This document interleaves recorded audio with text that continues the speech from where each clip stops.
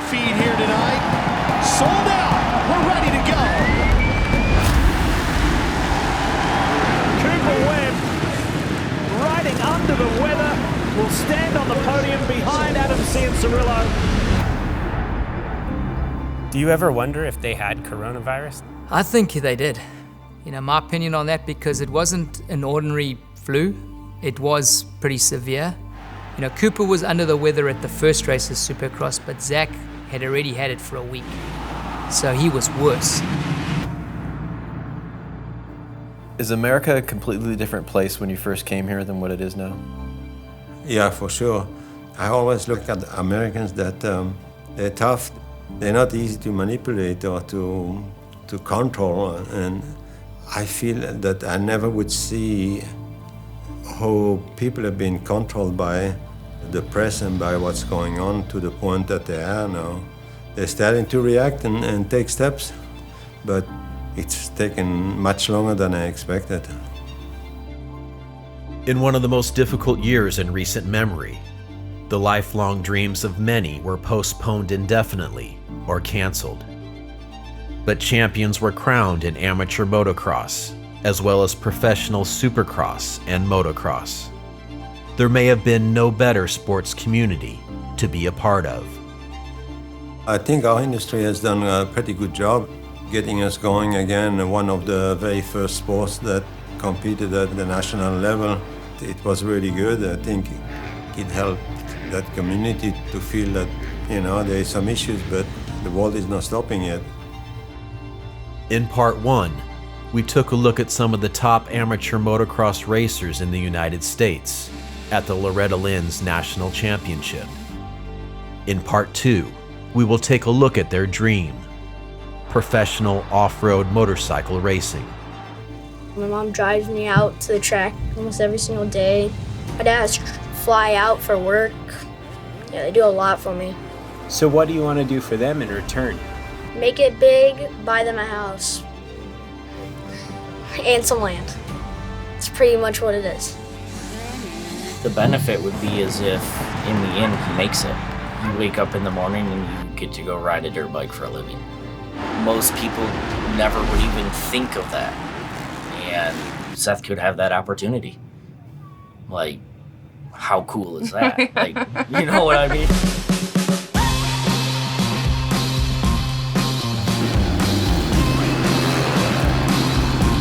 Seven rounds and 3 weeks to be played out as we drop the gate on the first one.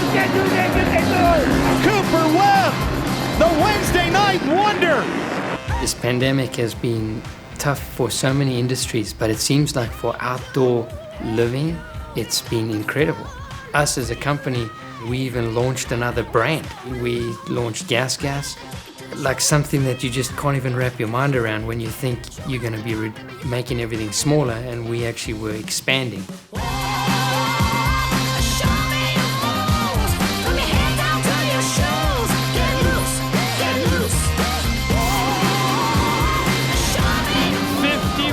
Long weeks later, we are back for Pro Motocross here in America. In 2020, when workplaces and schoolhouses changed, huge numbers took off for the great outdoors and experienced the joy and freedom of riding dirt bikes. When racing schedules were delayed and in question, some racers took the time to prepare anyway. And when running a business seemed like the most difficult job in the country, some companies found ways to expand. It was for some a year of Jubilee.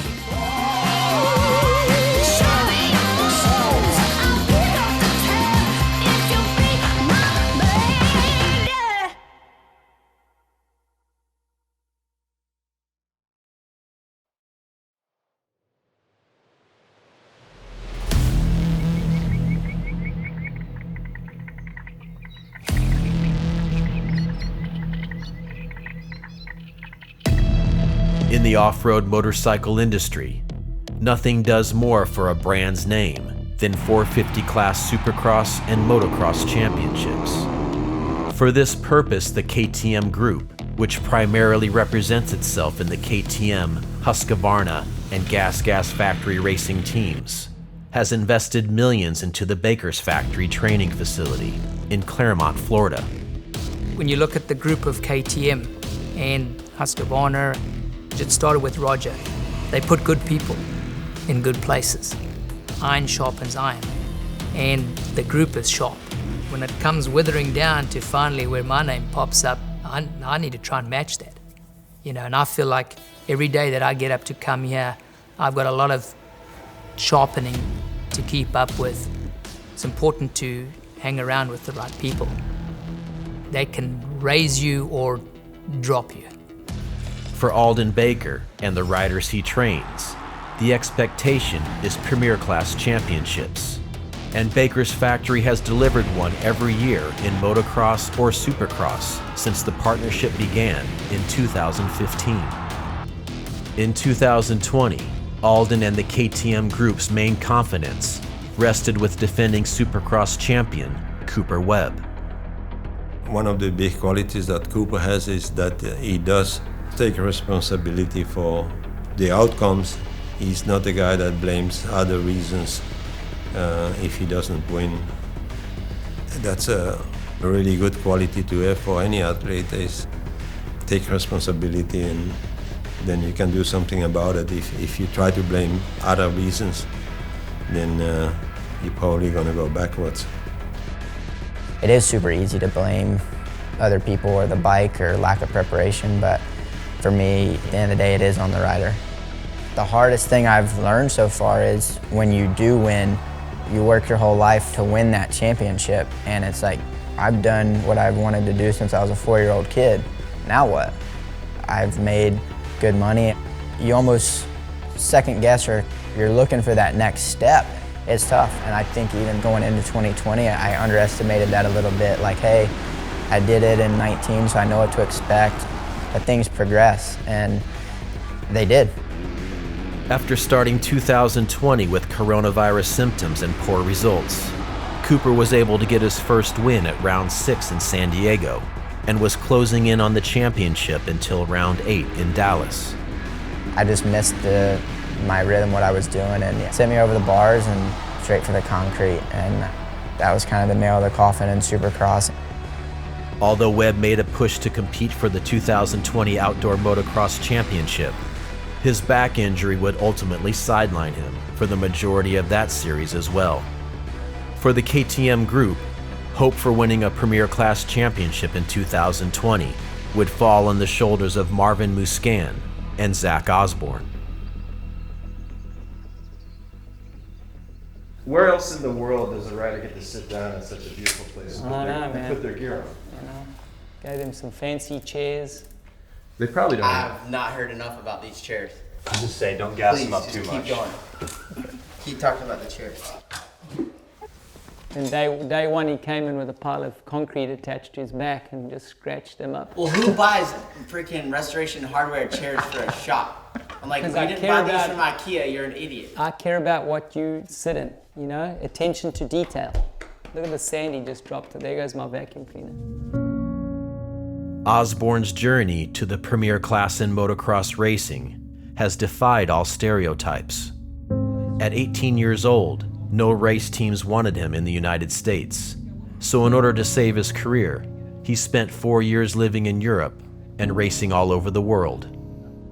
I was a really highly touted amateur with a lot of pressure from, realistically like 12 years old. I had kind of lost the fun of racing, and I think that the day that I left for Europe, I didn't really have any money. I was going there, it was like the last shot. I just landed on a really good spot where people had a lot of passion for racing, and it brought fun back into racing for me, a fun that I hadn't experienced in a long time. That's probably one of the keys to why I'm still racing and I'm still successful at 31. I just enjoy it, and I remember those days where I didn't enjoy it, and I know that someday I'll miss these days.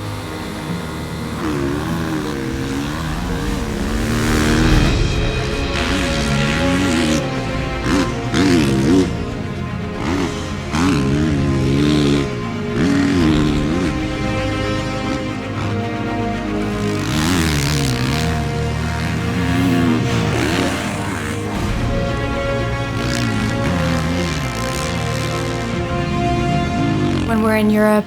We're traveling all around in this little tiny camper. There were times we would pull up to the gas pump and we would just like hope and pray that there would be money in the account.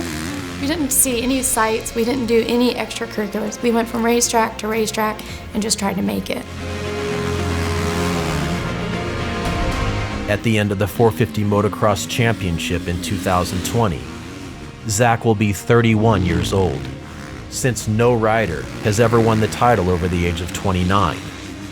Osborne will have to beat the odds, and this will be among his final opportunities to do so. I've proven a lot of odds wrong before, and I hope to continue to do it. Do I feel different than I did when I was 23? Yeah. Do I know that other people felt better on Sunday than I did? Yeah, but also I got up and I did my spin and I did my work and I felt good again. So in the grand scheme, I don't feel bad at all. When you're there every day, you go through it. It's almost like the army, if you will. You know, you're going with your group of guys. You're going to war, and if it can't be you coming out on top, you'd rather it be one of them. Look at that guy over there. So Steve is one of the resident fox squirrels. There's a few of them out here, and they keep the riders sharp by jumping out on the track and making them take different lines. So always a pleasure to see them out and about. While some spectators are allowed this year according to state and county regulations, there are literally signs everywhere that shows how different this season will be. Going into the 2020 Motocross Championship, Zach was coming off his first Supercross race win at the final round in Salt Lake City, and carried this momentum straight into the first 2 rounds of the outdoor season. Zach Osborne, for the first time, is going to be an overall winner in the 450 class. I'm impressed with how it started. Here's a guy, practice goes out, they can't even get his bike running. You know, and I'm thinking this guy's not even going to qualify for today. There's only one practice. And if he doesn't do a lap, he doesn't qualify for the day. He decided right there and then, when he was standing watching them work on his bike and not knowing if he was going to make it, I'm going to win this year. And I heard him a few times tell Roger, you know, in the morning, see you at the podium. And sure enough, there he was. In improbable circumstances, Zach Osborne wins Loretta's again.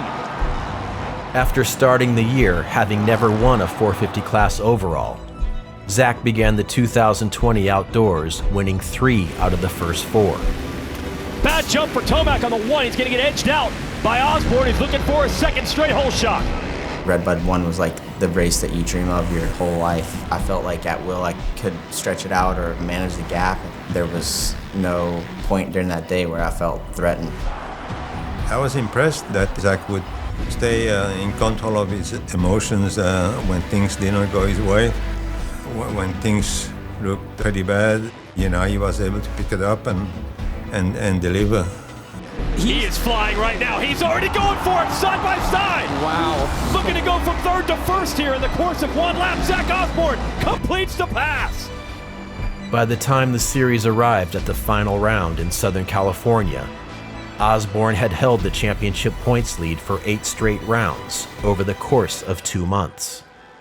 With a 24-point lead, he needed just 2 top 8 finishes to clinch the championship. The last one was maybe the toughest on him, although you know he didn't need a big result. But when you're in that situation, it's really hard to stay focused. Sometimes when you come through the turns and you try to protect those insides a lot. Well, it's like I'm waiting on the rut to come and there's no rut. I need to just turn, you know? Yeah. What's it like for you when you guys are holding on to the red plate? I mean, you got it at round 1, and week after week, you were holding the championship. Try not to think about it, but trying not to think about it was hard. I mean, I would wake up in the middle of the night and my wheels would just turn. In the spring of 2020, Rockstar Husqvarna and their previous team manager agreed to part ways, and crew chief Steve Westphal was placed in charge as interim team manager. Westphal was officially offered the job of team manager the day before the final round of 2020. There was other candidates, but we thought it would be better to promote somebody from the inside, although He had no real experience as a team manager. Wasn't even thinking about it, and then they, handed me a piece of paper that says, race team manager, and I was like, seriously? Like, why? I mean, I feel I've done a good job, but I'm gonna take it and run with it and do the best job that I can for them. So they offered you the job before Paula. Did that make you feel better going into the race? No, kind of gave me a little more pressure, honestly. It's racing at the end of the day, and you never know what can happen. I ain't been this nervous in my entire life. Relax. It'll all work out. It'll all be good. You all right? Yeah, I was pumped up, but my shot was just like nothing. There's nothing there. Like, had no bounce. Yeah, that's fine. You're good. I'm gonna win this championship. Yeah, I know. I mean, I'm not stressing about any of that. It's been the longest week of my life.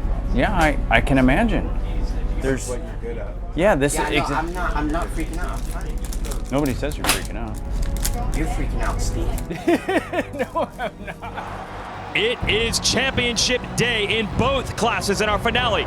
Zach Osborne, he has to have a solid day and hope that the cards don't fall in favor of the rookie Adam Cianciarulo, who is second in points. In the days leading up to a motocross championship, a rider will do press interviews and fulfill sponsorship obligations daily. Each time, he is reminded that the fates of families, businesses, and industries will fall on his shoulders when the gate drops. All outside assistance eventually stops, and the battle is believing that you have enough. Osborne, can he get it done? Can Cianciarulo answer? We're underway in the last moto of the 2020 season, and Cianciarulo is going to start it with the whole shot. Osborne got a decent start. Oh, he comes out quite nicely in that 5th spot. Osborne still running in 6th, and we're down to 10 minutes and 2 laps to go. Osborne a safe 6th. To him after the race, he said that was the race that felt the longest from any race he had ever done. Felt like hours, he said. Yeah. And that has gotten Zach Osborne the 2020 Lucas Oil Pro Motocross 450 Championship. Yeah, guys. Oh my God. Such a big relief for me. I cried. Not gonna lie. It gives me great pleasure to present you with the 2020 Lucas Oil Pro Motocross Championship 450 #1 plate. Sure, Daddy. Thank you. I'd like to say thank you to the Rockstar Husqvarna Factory Racing Team, everybody back at the Baker's Factory, and my wife. Having been a part of Zach's life, I've known his goals. This is a big, big one. If you would have told either of us 10, 12 years ago that this is where we would be now, we would just be completely mind blown. So it's just really surreal to have been part of all the lows, and now to be like on the mountain with him is incredible.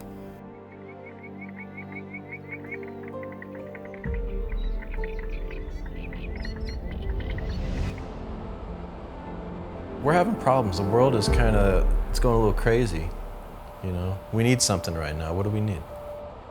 I think the world needs a little bit more time outside, with their feet on the ground, a little less time working, a little less time chasing the wheel of the rat race. Some milk? That's some. I actually think that this whole coronavirus thing has been good for that. Like, people realize, like, hey, maybe the new car isn't exactly what I need. Daddy! Huh. No, you can't go any higher. Maybe I just need more time at home with my family, or maybe I need more home-cooked meals. I go to the local motorcycle shop and it's sold out. I go to the local bicycle shop and their service line is months long and they don't have any bicycles in the shop and they can't get bicycles for months. People are discovering that outside is free and where it's at, really. Zach loves racing, honestly. Zach can barely go on a 5-day vacation without like missing riding and missing being at the track.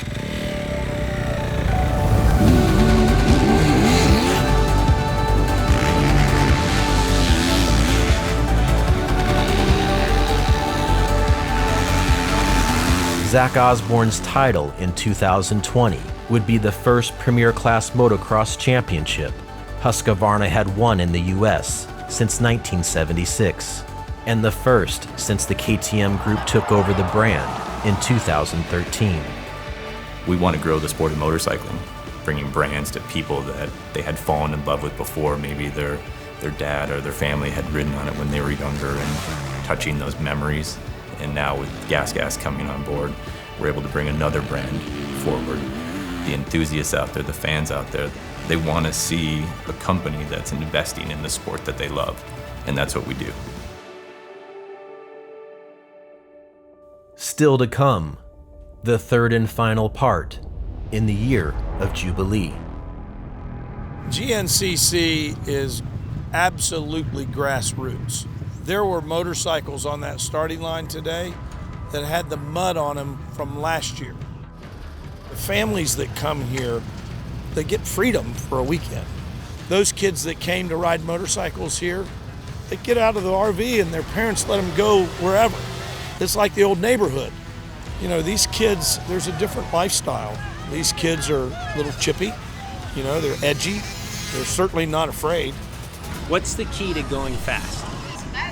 Full start. My brother and I, we lived on a farm, and we could just ride out of our gate and into like endless fields to go riding.